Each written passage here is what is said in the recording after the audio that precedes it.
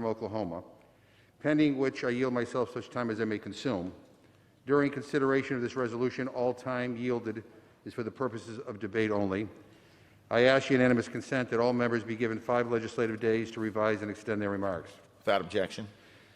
Mr. Speaker, today the Rules Committee, yesterday the Rules Committee met and reported a closed rule, House Resolution 41, providing for consideration of HRes 24, impeaching Donald John Trump, President of the United States, for high crimes and misdemeanors.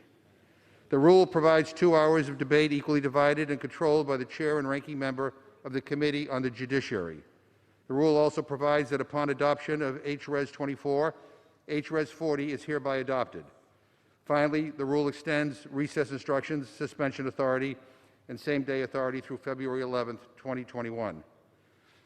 Mr. Speaker, we are debating this historic measure at an actual crime scene, and we wouldn't be here if it weren't for the President of the United States.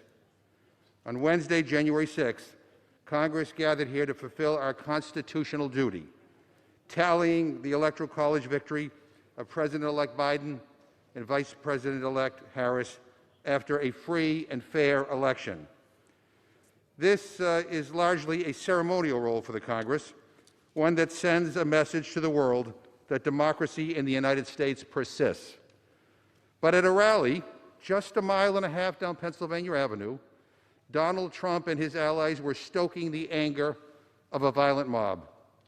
A member of this very body proclaimed on that stage, "Today is the day American patriots start taking down names and kicking ass." Trump's personal attorney, Rudy Giuliani, called for trial by combat. Then Donald Trump told the crowd, "We're going to have to fight much harder. You will never take back our country with weakness." Even though, according to his own administration, that this election was the most secure in our history, Donald Trump repeated his big lie that this election was an egregious assault on democracy. Vice President Pence, he said, was going to have to come through for us. Trump then told this mob to walk down to the Capitol. The signal was unmistakable. These thugs should stage a coup so Donald Trump can hang on to power.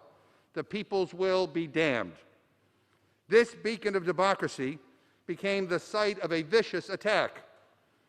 Rioters chanted, "Hang Mike Pence," as a noose and gallows were built a stone's throw from the Capitol steps. Capitol police officers were beaten and sprayed with pepper spray. Attackers hunted down lawmakers to hold them hostage or worse. Staff barricaded doors. People sent text messages to their families to tell them they loved them. They thought they were saying goodbye, Mr. Speaker. This was not a protest. This was an insurrection. This was a well-organized attack on our country that was incited by Donald Trump. Domestic terrorists broke into the United States Capitol that day, and it's a miracle more people didn't die.